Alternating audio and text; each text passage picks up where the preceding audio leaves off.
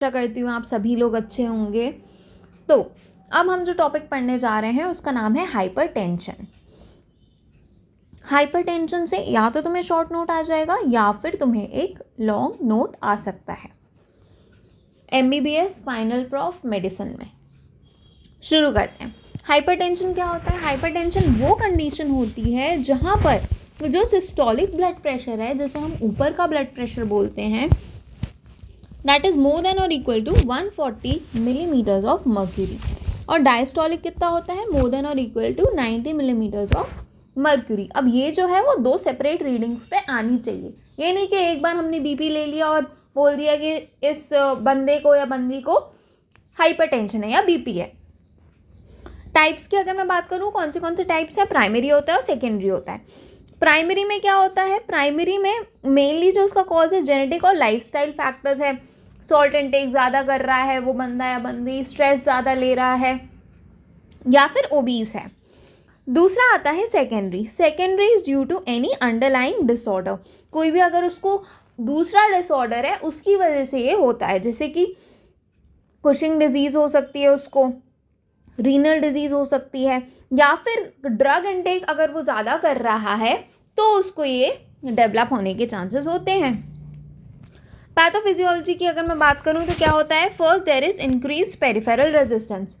Peripheral resistance जो है हमारी ब्लड वेसल्स का, वो इंक्रीज होता है, जिसकी वजह से जो कार्डियक आउटपुट है वो बढ़ता है और आर्टीरियल प्रेशर बढ़ता है। इन शॉर्ट ये याद रखो कि सारी जो चीज़ें हैं वो बढ़ती हैं। Now this leads to what? This leads to your vascular remodelling. ठीक है, वैस्कुलर रीमॉडलिंग ये करवाता है। क्लिनिकल फीचर्स की अगर मैं बात करूं, क्या क्या होते हैं? यूजुअली एसिम्प्टोमेटिक होते हैं, इसे हम साइलेंट किलर भी बोलते हैं। हेडेक हो सकता है, डिजीनेस हो सकती है, पाल्पिटेशन, विजुअल डिस्टर्बेंस, अगर सीवियर केस है तो हो सकता है। कॉम्प्लिकेशंस किस किस के हो सकते हैं? कॉम्प्लिकेशंस सिस्टम वाइज मैंने डिवाइड किए हुए हैं।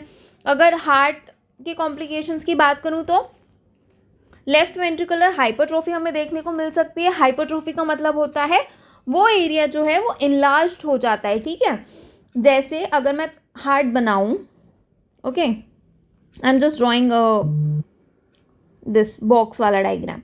तो अगर ये तुम्हारा लेफ्ट वेंट्रिकल है ना, तो ये थोड़ा सा जो है इनलार्ज्ड हो जाएगा। This is your hypertrophy. Hypertrophy होगा, हार्ट फेलियर होगा और मायोकार्डियल इन्फार्क्शन देखने को मिल सकता है।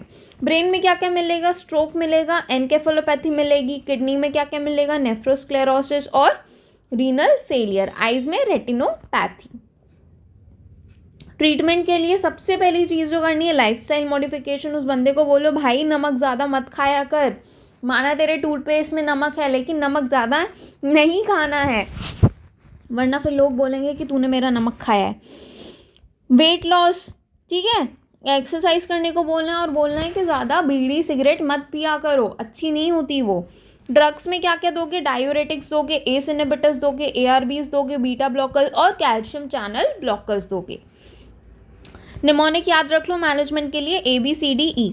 ए से एस इनहिबिटर्स, बी से बीटा ब्लॉकर्स, सी से कैल्शियम चैनल ब्लॉकर्स, डी से डायूरेटिक्स और ई से एक्सरसाइज एंड डाइट चेंज। अब यार ये देखो, ये एक इम्पॉर्टेंट टॉपिक है, ठीक है, इसमें से क्वेश्चन आने के चांसेस हैं फाइनल ईयर MBBS में मेडिसिन में। अगर तुम्हें इस चीज़ के नोट्स चाहिए तो अपनी जो इंस्टाग्राम ID है वो कमेंट कर दो, और ये जो यूट्यूब चैनल है इसको फॉलो कर लो।